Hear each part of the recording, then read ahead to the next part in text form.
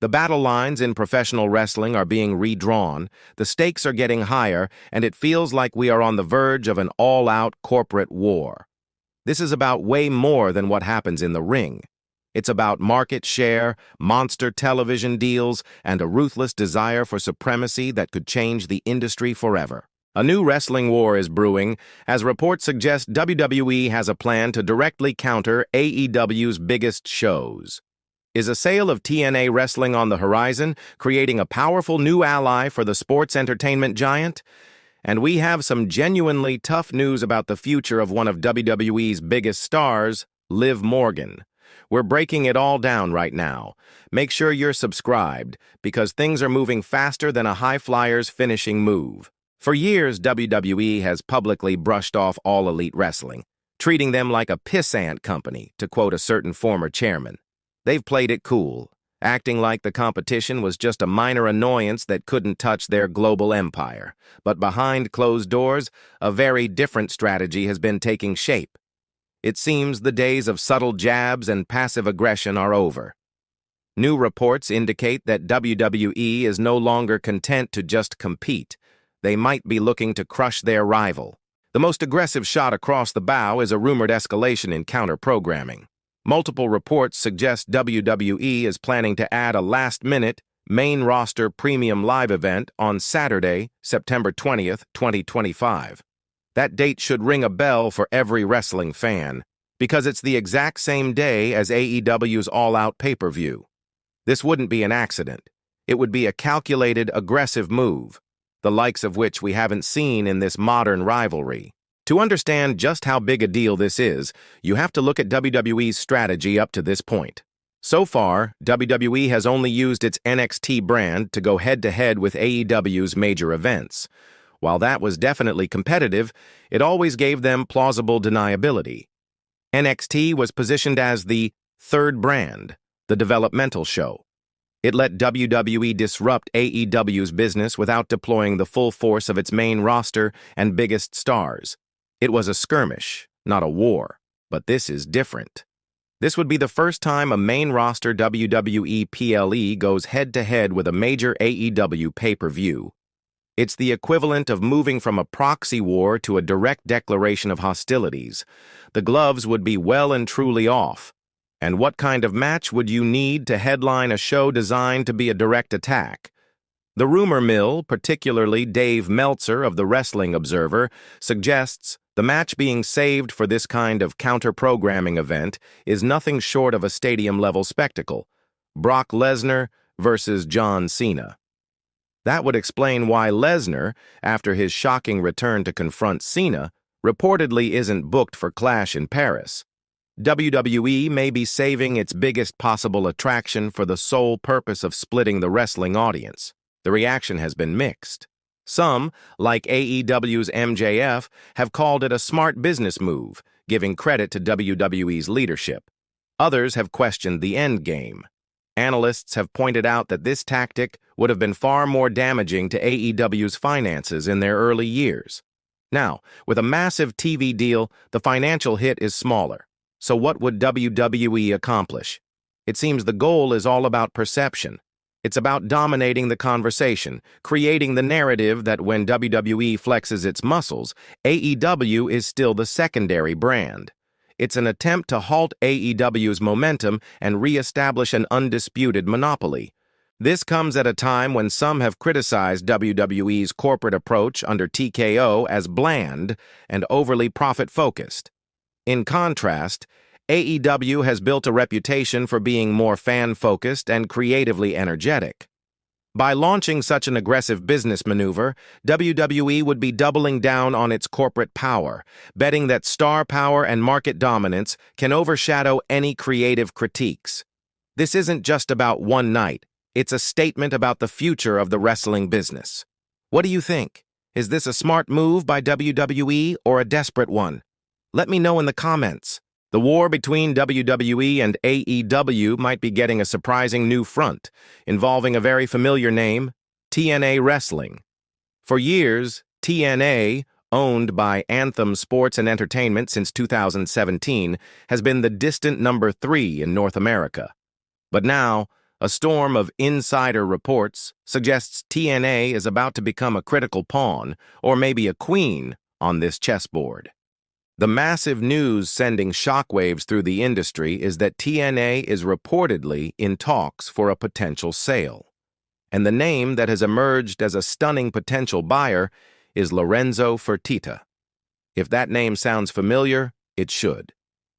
Fertitta and his brother were the former owners of the UFC.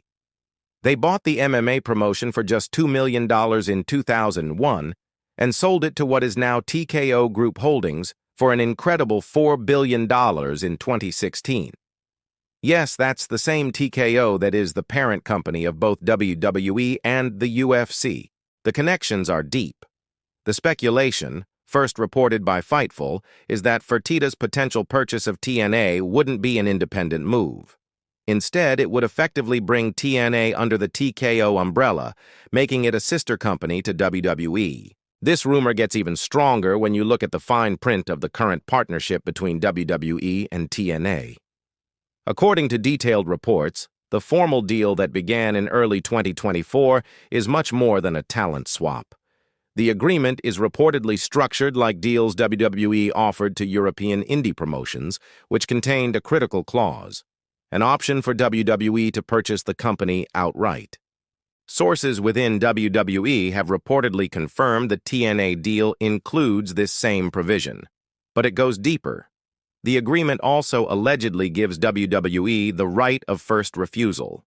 This means that if another party makes an offer to buy TNA, WWE has the legal right to step in and match that offer, essentially controlling any sale.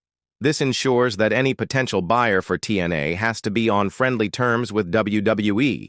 Otherwise, WWE can just block the sale and buy TNA themselves. Why would WWE want this much control? The reported goal is as clear as it is ruthless: to strategically harm all elite wrestling. The idea is to use this partnership or a friendly buyout to elevate TNA back to the number 2 spot in the US, hurting AEW's popularity and, more importantly, their leverage for their next TV deal. There are even whispers that, as part of TNA's media rights negotiations, their flagship show could move to Wednesday nights to go head-to-head with AEW Dynamite, reigniting a war with a WWE-backed TNA. This whole scenario paints a picture of a brilliant, if Machiavellian, long-term strategy. WWE passed on buying TNA before, and Tony Khan himself has said he was approached but declined. Now, WWE sees TNA not just for its tape library, but as a strategic weapon. By potentially installing a friendly owner like Lorenzo Fertitta and using their influence to help TNA, they could create a WWE-aligned competitor to kneecap AEW.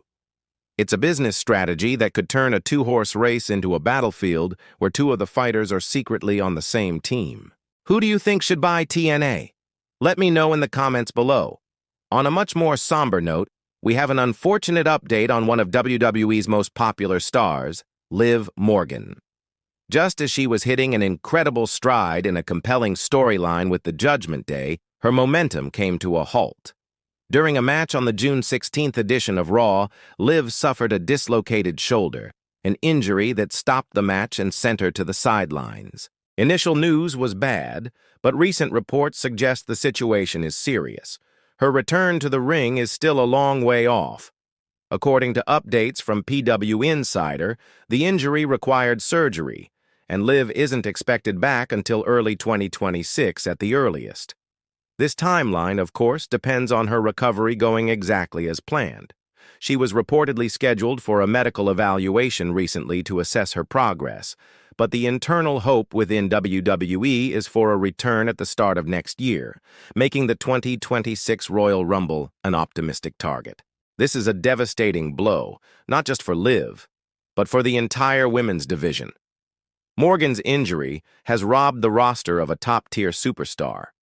She had an incredible 2024, holding the Women's World Championship for most of the year, and had just reclaimed the WWE Women's Tag Team Championships in 2025 before getting hurt. Her character work as the chaotic force corrupting the Judgment Day was arguably the best of her career, and her absence leaves a massive creative void. WWE had to pivot, and the silver lining, if you can call it that, was that the storyline had a natural out. The introduction of Roxanne Perez into the Judgment Day provided an easy transition, with Perez stepping in to replace Morgan as one half of the tag team champions alongside Raquel Rodriguez. Unfortunately, this isn't Liv's first major shoulder injury. She suffered a tear in 2023 that kept her out for over 6 months, only to make a triumphant return at the 2024 Royal Rumble. To have it happen again, so soon after reaching the top of the mountain once more, is just heartbreaking. It also raises questions about creative depth. While Roxanne Perez has stepped up, losing a star like Liv Morgan exposes how fragile the main event scene can be. The entire wrestling world is wishing Liv Morgan a full and speedy recovery. Her time away will absolutely be felt, but it also sets the stage for what could be a monumental comeback.